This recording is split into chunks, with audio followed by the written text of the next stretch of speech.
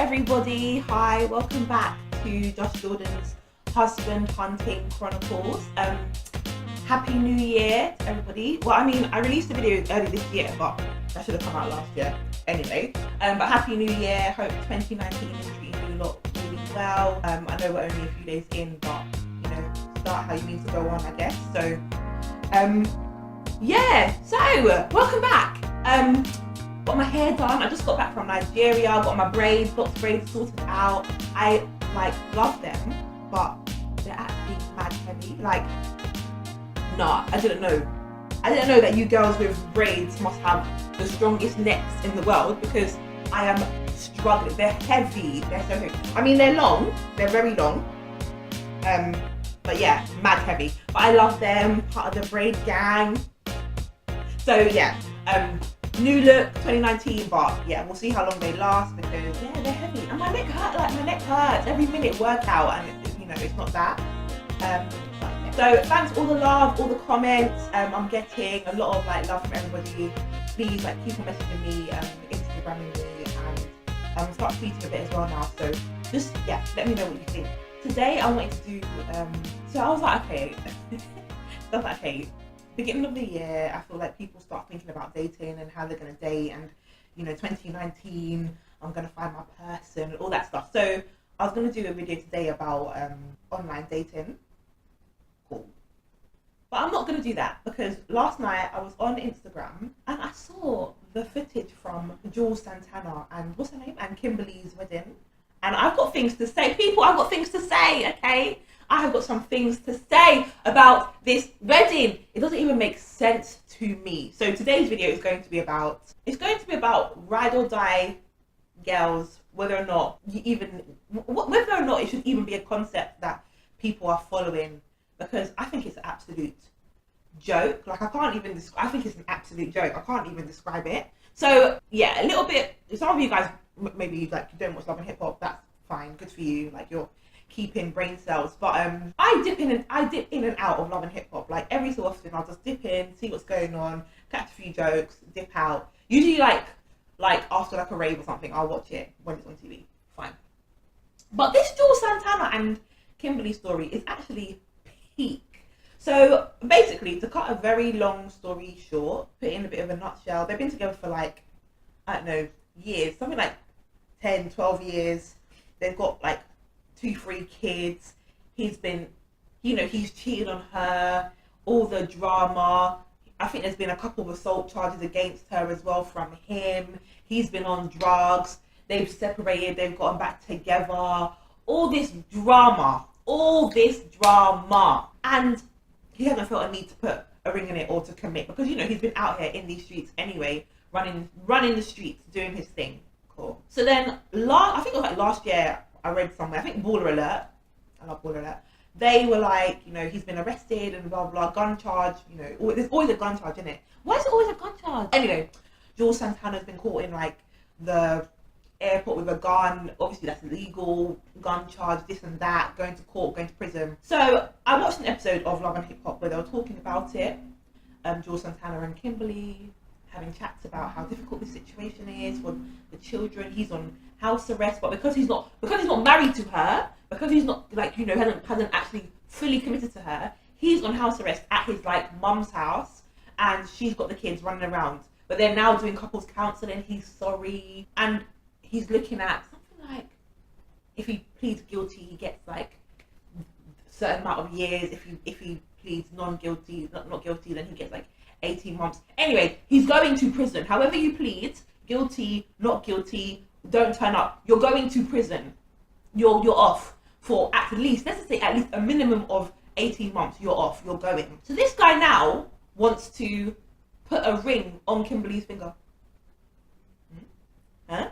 Sorry, what? So not the 12 years that we've been 10 years, whatever, been together. Not the 3 kids. No, the 3 kids wasn't enough. No. The cheating and carrying on, but she forgave him. That wasn't enough. No. He wants to now put the ring on her finger. Now that he is going to prison, he's going to prison. There's no, we're still talking to legal. No, you're going. You're off. You're going to prison, and you want to marry her now. So yesterday, So the episodes I saw, like, they were just having chats about it. But last night on Instagram, I saw images from the wedding. So they got married. And I am like, I am fully, I can't say, am I shocked? I think I'm, no, okay. So obviously there's a variety of emotions because I'm not getting them out well enough. I am shocked. I think I'm disappointed as well. And I'm confused. Okay, so I'm shocked. I'm disappointed, and I'm confused because why? My question is why now? And I've got questions for him. I've got questions for her. I just got questions because it doesn't make sense to me. So you've been with somebody for 10 years or whatever. They've been out here running the streets. It doesn't seem like it's been a very healthy relationship from what I see. Obviously, what they've got going on behind closed doors is what they've got going on behind closed doors. Cool, lovely. I'm sure there's things that we don't know about, and that's healthy. There should be things that the public don't know about. Okay, but on the surface of things, nah, it's not looking great. Yeah, it looks like it's been a difficult, hard time. And now, right before he goes to prison to serve a minimum of 18 months, yeah, to 18 months, and then to like how many years? Because I don't even know what he's going to plead. I don't think we know that yet. Now you want to marry her. Now you want to lock her in for further hard times, so she can be what, bringing the kids down to prison to see you. I just think it's too much. I think it's too much. Okay, so I'm gonna ramble about it for a little while longer. I guess my question is, why now? Why does he feel like he needs to lock her in now? And I don't regard marriage as like somebody locking someone else in. But this is how this situation feels. Like it feels like a strategic kind of almost plan or a strategic situation to maybe appease her so that she doesn't go anywhere, so that they can continue their relationship even though he's going to be incarcerated. It doesn't feel like it's come from a place of happiness and a place of joy. And looking at some of the pictures, I don't see joy on this man's face. Like I actually don't. The man looks like he just does not look happy. And obviously snapshots of the day. I'm sure, he was enjoying his best life. She looks so happy and looks great. The wedding dress was beautiful. She looks wonderful. Okay, cool. But do I want to be getting married to somebody who's about to serve time in prison? Anytime now, he's gone, leaving me with the kids and the responsibility on the outside. Do I want to be marrying you in that circumstance? No. Is this what? And it made me think, like, is this what it's come to? Is this what it has come to? We're just having to out here trying to scramble for the rings, scramble for the commitment because you want someone to support you when times are going to be rough. Because times are going to be rough. Like you're going to prison, you're going to be incarcerated. It's going to be peak. Then it got me thinking about like this sort of ride or die narrative because ultimately Kimberly's happy. Like forget what I'm saying. She's happy. She's got her ring. She's happy. She's got her wedding finally. She's got her guy who she feels is committed to her. She's living her life. She was happy. The pictures show the pictures, videos of their wedding. She was happy on cloud 9 from what I could see. Happy. So she got. It seems like she's now got what it is that she wanted. Cool. But I just thought to myself, how have you sat down with this man for this long and not left? So when he was cheating on you, you stayed. Okay, cool. I know there's a couple of assault charges. I don't know the details, but there was some domestic violence. You guys continued. Okay. He's been in and out of, prison.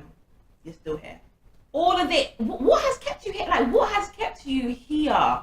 And are you now even happy with the circumstances of which you're getting married in? Because you're getting married before he goes to prison.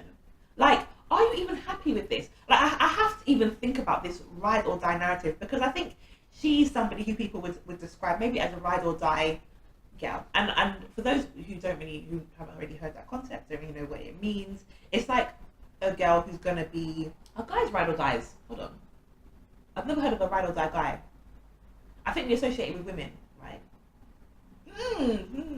Interesting. Like, but a ride or die girl chick, she's gonna be there no matter through thick and thin, which is all the rubbish, but she's gonna stay there with you, hold you down, that sort of thing. I think it's so damaging. This whole concept sort of supports the idea that women especially, because I'm literally trying to think of, like, if I can think of like any guys or men who are like ride or die guys, and I cannot think of one.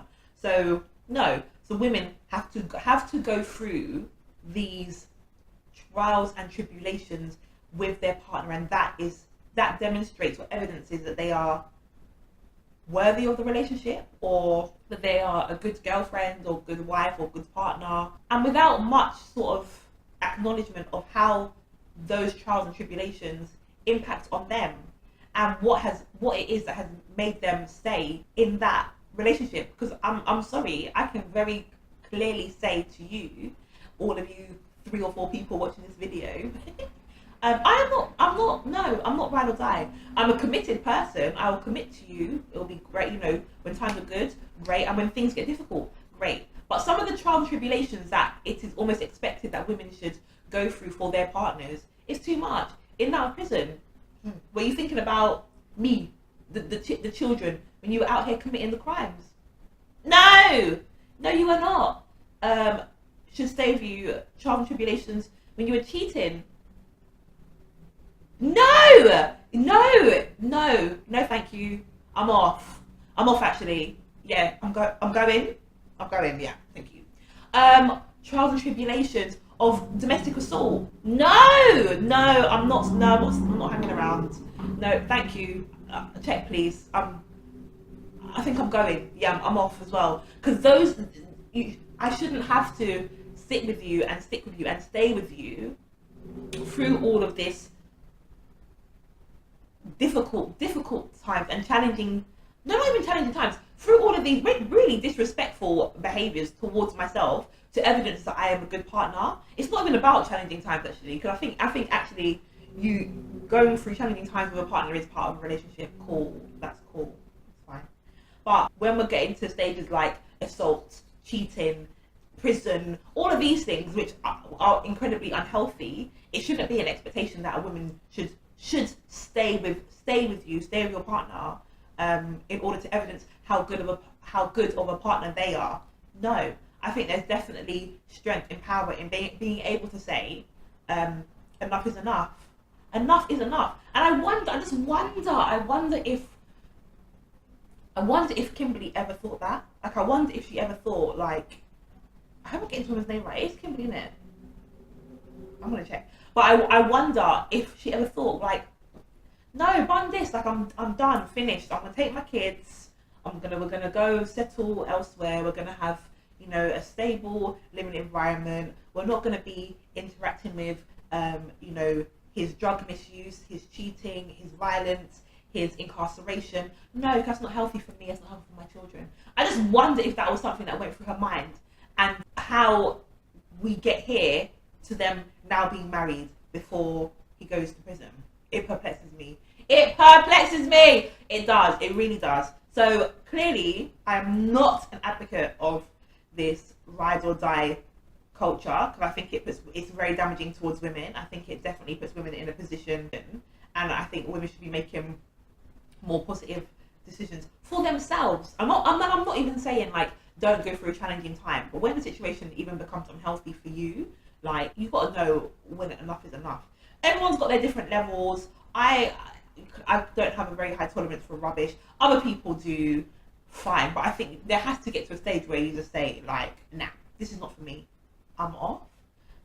Or you marry them, or you get married. Like, you marry them, and you sit down and you wait for him to serve his 5-year prison sentence, and you live happily ever after. Like, I don't know. It's not my portion personally, but hey, I want to know what you guys think. Like, hit me up in the comments. I'm really interested to see actually what the views are on this. Because honestly, it really, like, knocked me sideways yesterday when I saw the pictures of her in the wedding dress. I was literally shocked. I don't even know why. Like, not a lot shocked me, but I was shocked that she had gone through with the wedding. Bearing in mind this guy is about to get locked up. But yeah, like, hit me up in the comments, YouTube, Insta, subscribe, people, subscribe. And yeah, like, just let me know what you think about this whole kind of lullaby. I'm done with it. But thanks for watching. Come back again next week for my next video, which might be about online dating. Yeah.